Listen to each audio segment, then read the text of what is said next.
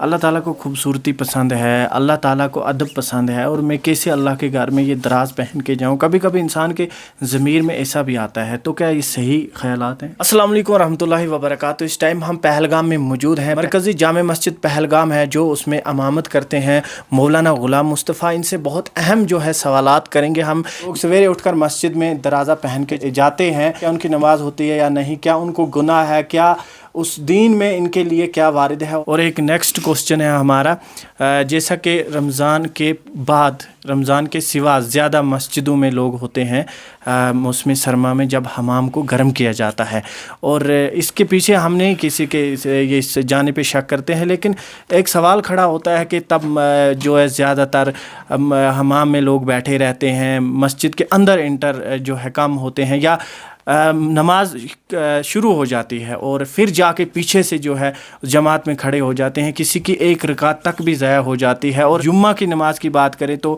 خطبہ آخری مطلب منٹوں میں چلا جاتا ہے, پھر جو ہے لوگ دوڑتے ہوئے نظر آتے ہیں. زیادہ ٹائم ایز کمپیئر اگر مسجد سے کریں تو حمام میں لوگ زیادہ ٹائم سپینڈ کرتے ہوئے نظر آتے ہیں. ان کے لیے اسلام کیا کہتے ہیں اور ان کے لیے کیا نصیحت ہے آپ کی؟ آپ نے بہترین سوال پوچھے ہیں. آپ کا پہلا سوال یہ ہے کہ وہ کپڑا جو رات کو پہن کر ہو, ایک آپ یہ کہ دراز کے اندر نماز پڑھنا جائز ہے یا نہیں ہے, دوسرا یہ کہ جو کپڑا رات کو پہن کر ہو اس میں نماز پڑھنا جائز ہے کہ نہیں ہے. یہ دو ایشو ہیں.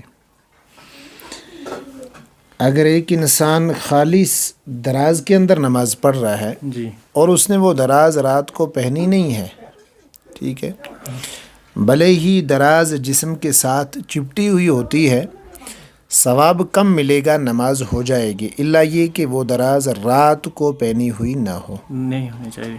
ہاں, اگر جو کپڑا رات کو پہن کر بندہ سوئے, چاہے وہ دراز ہے, چاہے وہ شلوار ہے, چاہے وہ کیا کہتے ہیں وہ دھوتی ہے, کوئی بھی کپڑا ہے, رات کو پہن کر سوئے تو صبح اسی کے اندر نماز پڑھنا یہ بہتر نہیں ہے.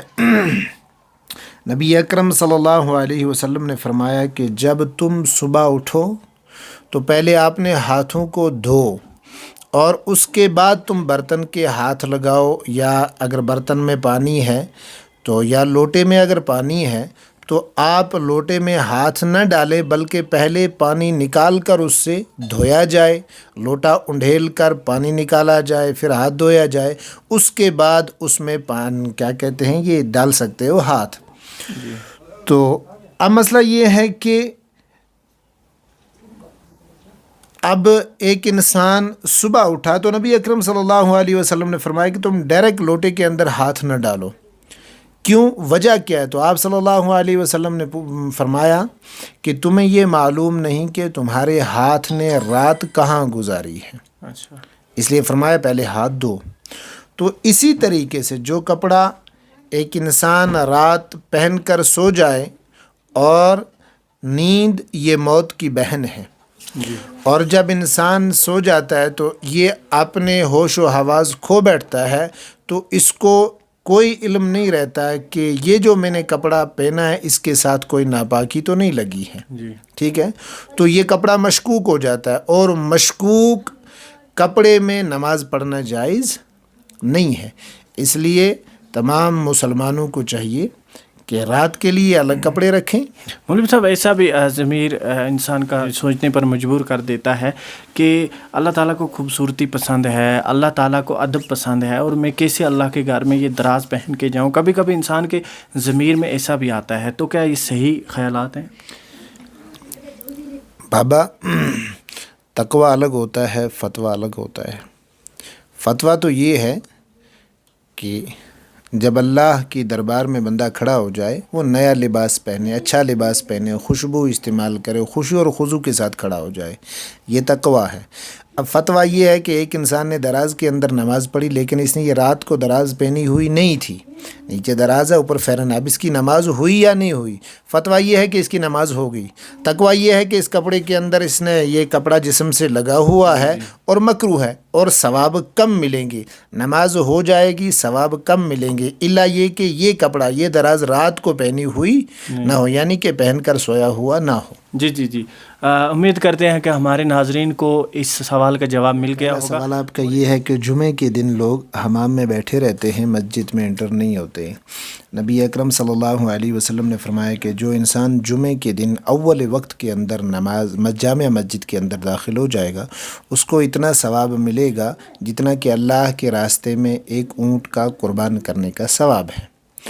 اب اونٹ کی مثال کیوں دی کہ نبی اکرم صلی اللہ علیہ وسلم کے دور کے اندر یا اس زمانے کے لوگوں میں اونٹ کی ایک عظمت تھی، ٹھیک ہے، تو اس لیے اونٹ کی مثال اللہ کے نبی صلی اللہ علیہ وسلم نے دی۔ تو جو اس کے بعد آئے گا اس کو بقرہ یعنی کہ گائے کے قربان کرنے کے برابر ثواب ملے گا، اس کے بعد جو آئے گا اس کو دمبا، اس کے بعد جو آئے گا اس کو مرغا، اس کے بعد جو آئے گا اس کو انڈا، یعنی کہ ثواب کم ہوتا رہے گا۔ جتنا بندہ دیر سے آتا ہے اتنا اس کی ثواب کے اندر کمی ہو جاتی ہے۔ جو پہلے آتا ہے، پہلی صف میں جاتا ہے، اس کو پہلی صف کا ثواب بھی ملتا ہے اور کیا کہتے ہیں پہلے مسجد کے اندر انٹر ہونے کا ثواب بھی ملتا ہے۔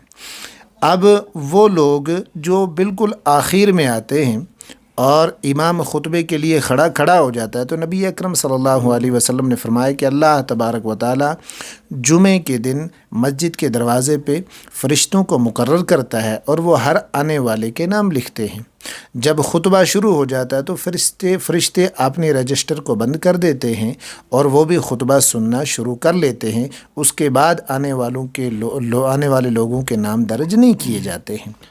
اس لیے مسلمانوں کو چاہیے کہ جمعے کے دن اللہ تبارک و تعالیٰ نے قرآن مقدس کے اندر فرمایا یا ایھا الذین آمنوا اذا نودی للصلاۃ من یوم الجمعہ فاسعوا الی ذکر اللہ وذروا البیع ذلکم خیر لکم ان کنتم تعلمون۔ اے ایمان والو، جب تمہیں اذان جمعہ ہو جائے، جمعے کے دن جب تمہیں بلایا جائے تو تم اللہ کے ذکر کی طرف آ جاؤ۔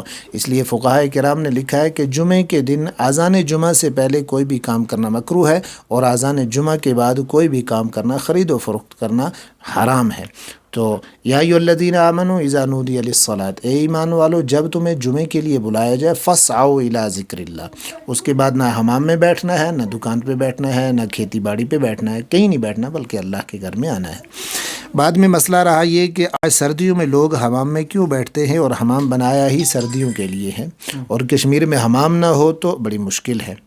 تو باقی ایام کے اندر لوگ حمام میں بیٹھے رہتے ہیں، اور یہ کب تک بیٹھ سکتے ہیں حمام میں؟ تب تک ایک بندہ گھر کے اندر سنتیں پڑھے، اس کے بعد جا کے حمام میں وہ گرمی کرے، کوئی بات نہیں ہے۔ البتہ یہ ہے کہ اسے تکبیر اولیٰ نہ چھوٹ جائے۔